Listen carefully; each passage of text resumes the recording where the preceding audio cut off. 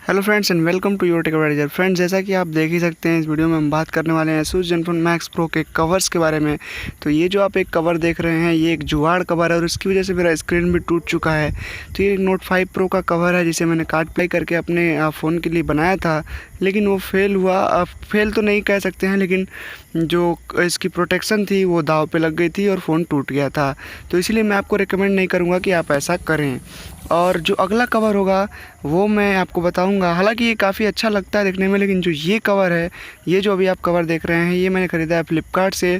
Flipkart smart by, इसका मैंने एक अनबॉक्सिंग और क्विक रिव्यू किया हुआ है पहले, तो आप उसको भी देख सकते हैं। नीचे डिस्क्रिप्शन में आपको लिंक मिल जाएगी और कवर की भी लिंक आपको मिल जाएगी। हालांकि आप इजीली फ्लिपकार्ट पे अगर सर्च करते हैं तो ये कवर आपको सबसे ऊपर नज़र आता है।